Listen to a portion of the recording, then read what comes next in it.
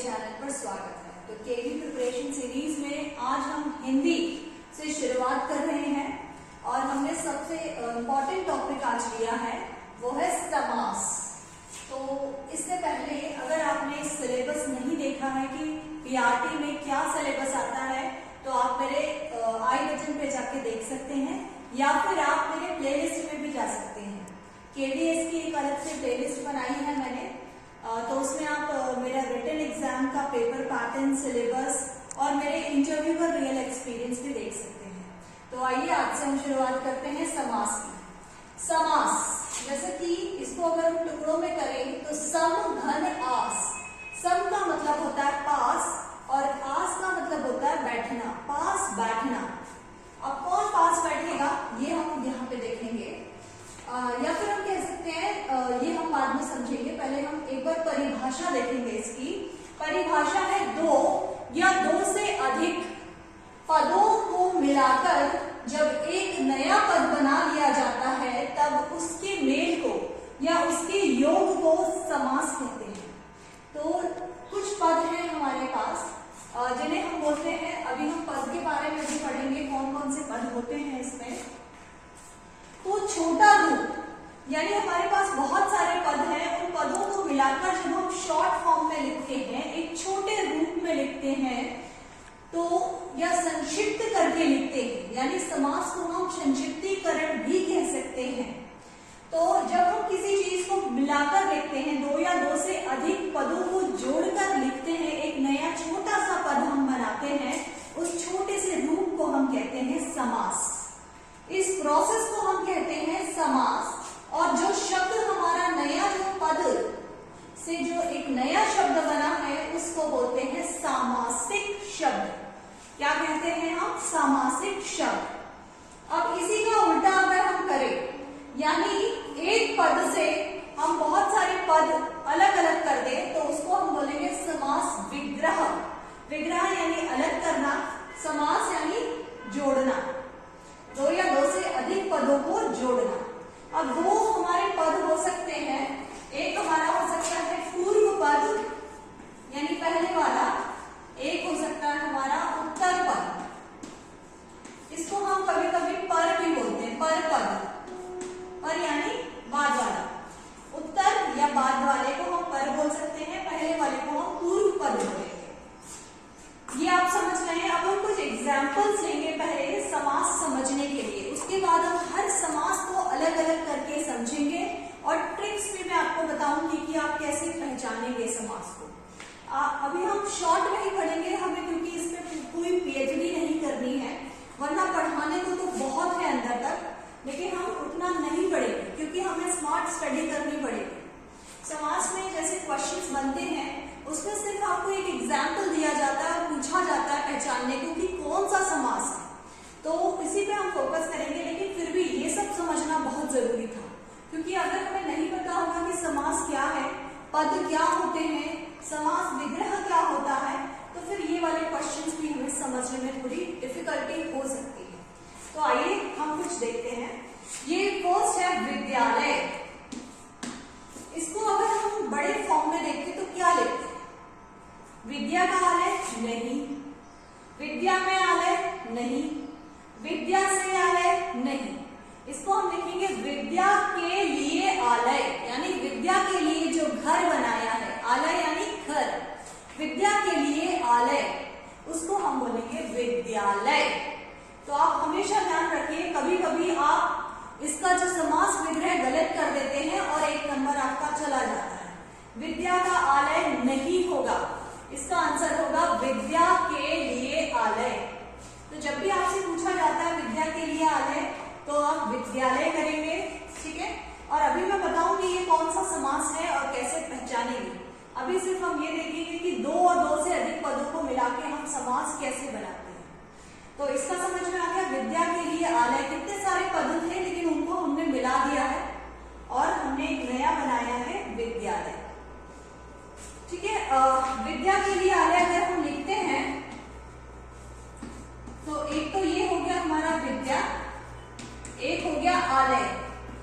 ये दो हमारे पद हो गए हैं, पूर्व पद और उत्तर पद। और इसके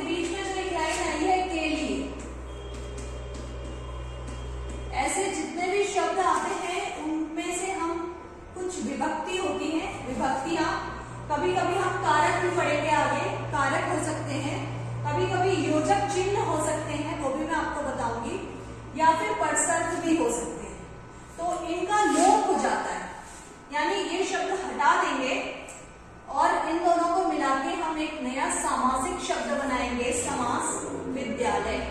ठीक है, तो ये क्लियर है। ये विभक्तियां, परसर्ग, प्रत्यय और कारक, योजक चिन्ह, इन सब का लोप हो जाता है। लोप यानी वो हट जाते हैं और उनकी जगह उन दोनों को जोड़ के एक नया शब्द बन जाता है, जिसे हम सामासिक शब्द कहते हैं।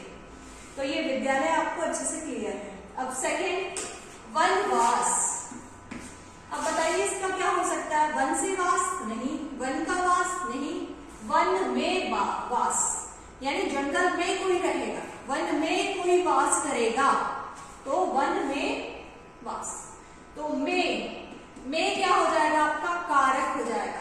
कारक हम आगे पढ़ेंगे जब हम सीखेंगे तत्पुरुष समास। अब ऐसे ही ये ऋण मुक्त, ये भी हम बहुत अच्छे से सीखेंगे। ऋण से मुक्त, ऋण से, इसमें भी कारक आया है आपका। नवरात्रि, नवरात्रि को आप कैसे लिख सकते हैं? नौ या नवरात्रियों का समूह, मतलब जब 9 रात्रियों को मिला दे। इसमें आप एक खास बात देखेंगे, ये जब भी संख्यावाचक शब्द आता है, संख्यावाचक यानी संख्या 1 2 3 4, वो संस्कृत में भी हो सकती है, हिंदी में भी हो सकती है। जैसे नव, संस्कृत शब्द लग रहा है, तो नवरात्रियों का समूह या नवरात्रियों का समाहार, इसको जोड़कर एक शब्द बनाया है नवरात्रि। तो ये भी एक समासिक शब्द हो गया, क्योंकि इसको शॉर्ट करके लिखा है। ऐसे ही कमल नयन, यानी कमल के समान नयन, कमल जिसके नयन कमल के समान हो, तो कमल के समान नयन कितना बड़ा लग रहा है? कमल के समान नयन, और उसी को शॉर्ट फॉर्म में हम क्या लिख देंगे? कमल नयन। तो ये समास हो गया। अब समास का आपको अच्छे से आइडिया मिल गया है कि एक बड़ी सी लाइन को हम छोटे रूप में लिख देते हैं, 2 या 2 से अधिक पदों को मिलाकर एक नया पद बनाते हैं, एक नया शब्द बनाते हैं, जिसको हम कहते हैं सामासिक शब्द। तो आइए अब हम देखेंगे इसके प्रकार। हाँ, तो अब हम पढ़ेंगे अव्ययी भाव समास। ये समास में थोड़ा डिफिकल्ट समास है। लास्ट में अगर आप देखेंगे तो सारे समास इजीली आपको समझ में आ जाते हैं। उनके अलावा जो बचता है, जो आपको नहीं समझ आया, वो है अव्ययी भाव समास। तो इसको हम समझ लेते हैं पहले। जो संस्कृत भाषा के जो सामासिक शब्द हैं, उनके लिए इसकी परिभाषा क्या हो सकती है कि जब पूर्व पद, यानी 2 पद आपको दिख रहे हैं इसमें, यथाशक्ति, एक यथा और एक शक्ति, तो ये जो पहला पद आपको दिख रहा है पूर्व पद, ये हमारा अव्यय है, तो इसलिए इसका नाम है अव्ययी भाव समास।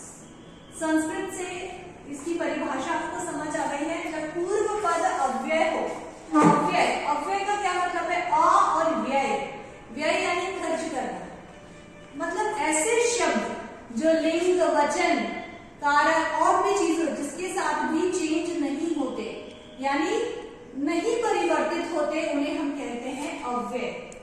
तो अगर पहला शब्द अव्यय हो तो उसे हम बोलेंगे अव्ययी भाव समास। लेकिन जब हम हिंदी शब्दों के साथ देखते हैं तो इसकी परिभाषा थोड़ी सी चेंज हो जाती है। तो ये है कि जरूरी नहीं है कि पूर्व पद अव्यय हो हिंदी में, या किसी और भाषा के शब्द अगर हम ले तो, जैसे उर्दू भाषा के, फारसी या और भी भाषाओं के जो मिले जुले मिश्रित शब्द हैं, उनमें जरूरी नहीं है कि इसका पहला पद अव्यय हो, और लेकिन ये जरूरी है कि जो पूर्व पद है वो प्रधान होगा, यानी वो ज्यादा इंपॉर्टेंट होगा, और जो सामासिक शब्द है वो एक क्रिया विशेषण बन जाएगा हिंदी के मामले में। तो आइए हम इसको इससे समझेंगे, और मैं कुछ ट्रिक्स भी आपको बता देती हूँ, तो उससे आप इजीली फाइंड आउट कर लेंगे। जैसे कि पहले हम तत्सम शब्दों की बात कर रहे हैं। तत्सम यानी वे शब्द होते हैं जो संस्कृत से लिए जाते हैं, यानी संस्कृत में जैसे हैं वैसे ही प्रयोग किए जाते हैं। जैसे सूर्य, ये सब जो शब्द है, जैसे आप सूर्य को सूरज बोल देते हो तो सूरज जो है वो हिंदी शब्द हो जाता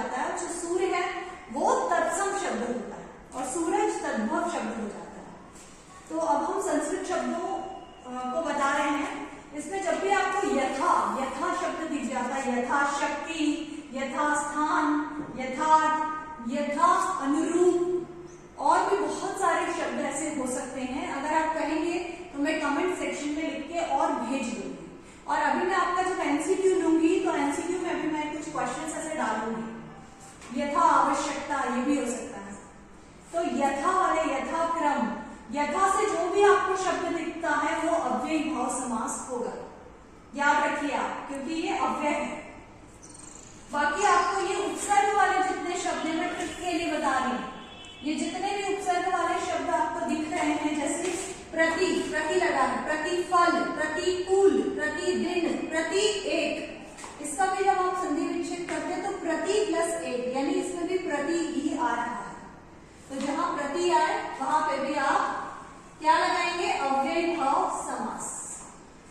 अब यहाँ पे भी उपसर्ग आपको दिख रहा है, उपसर्ग, आमरण, आजन्म, आश्वस्त, आश्वासन, और भी शब्द से बन सकते हैं। तो जो भी आपको आ से जो शब्द दिख रहे हैं जिनको हटा के एक अलग शब्द बनेगा है, मीनिंगफुल वर्ड, तो आप ये भी अव्ययी भाव समास में डाल देंगे। यहाँ पे भी आपको एक अनु दिख रहा है, अनु, ये भी क्या है, एक सर्ग हमें दिख रहा है, अनुरूप, अनुकूल, अनुसार। तो ये आपको समझ में आ रहा है, अव्यय या आपको उपसर्ग दिख जाए तो आप समझ जाइएगा कि अव्ययी भाव समास है। ट्रिक बता रहे हो, इससे आपका गलत नहीं होगा। या फिर आपको एक जैसे शब्द दिख जाए, जैसे घर घर, दिन दिन, सोते सोते, एक जैसे रिपीटेशन वाले, या हाथों हाथ, रातों रात, या गद्गप में कुछ आपको ऐसे शब्द दिखते हैं जिनको हम क्रिया विशेषण की तरह यूज कर सकते हैं, इस्तेमाल कर सकते हैं। जैसे हमने एकाएक देखा, तो देखने की विशेषता बता रहा है ये, तो क्रिया की विशेषता बता रहा है एकाएक। भरपेट खाया, तो कैसे खाया, भरपेट, यानी क्रिया विशेषण। तो भरपेट, एकाएक, निडर, पल पल, हाथों हाथ, रातों रात, घर घर, दिन दिन, सोते सोते, इसमें भी आपको उपसर्ग दिख रहे हैं, बे उपसर्ग दिख रहा है, जो ज्यादातर उर्दू और फारसी भाषा में ज्यादा इस्तेमाल होता है। बेकाम, बेशक, बेपर्दा, बेशर्म, बेकायदा, ऐसे बहुत सारे शब्द इसमें होते हैं, बेपनाह। तो ये बे वाले भी आप कर लेंगे। हर वाले, हर रोज, हर घड़ी, हर पल, हर दिन, हर वर्ष, ये हर वाले भी जो आते हैं आपके मिश्रित भाषा वाले, ये भी आप अव्ययी भाव समास में डाल देंगे।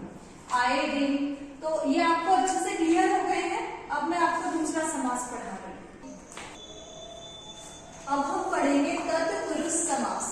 तो तत्पुरुष समास में कारक का एक बहुत बड़ा योगदान है, इसलिए हमें कारक के नाम कम से कम पता होने चाहिए। इसको आप ट्रिक से याद कर लेंगे। कर्ता ने कर्म को करण से संप्रदान के लिए अपादान से संबंध का अधिकरण में संबोधन है। तो इसको आप लर्न कर लेंगे तो आपको हमेशा बन जाएगा, कर्ता ने कर्म को।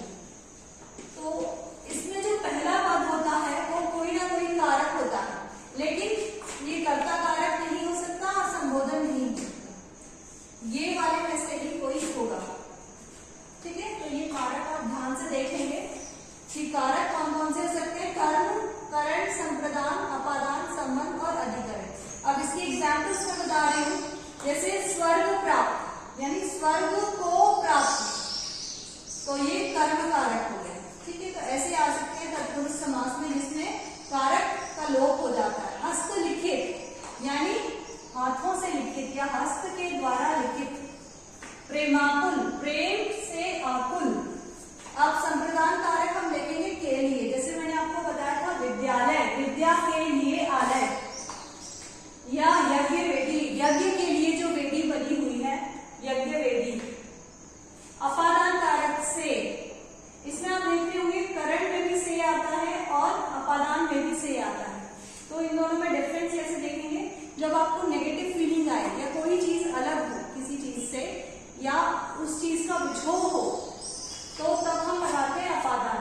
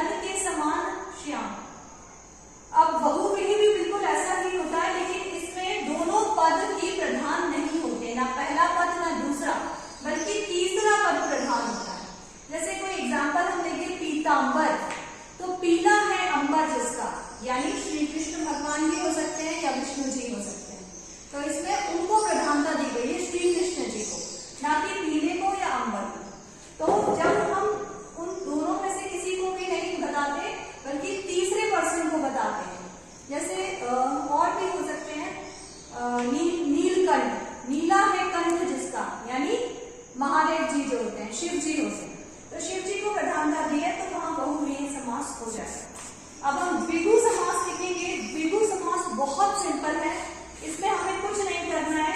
जब पहला पद हमारा कोई भी संख्यावाचक शब्द हो, संख्या मैंने पहले भी बताया था आपको, संख्यावाचक शब्द हो जाए तो हमारा ये हो जाता है द्विगु समास।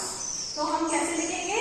तीन राहों का समूह या तीन राहों का समाहार, विराहा, सप्त ऋषियों का समूह, पंचवटियों का समूह, ये होता है हमारे द्विगु समास।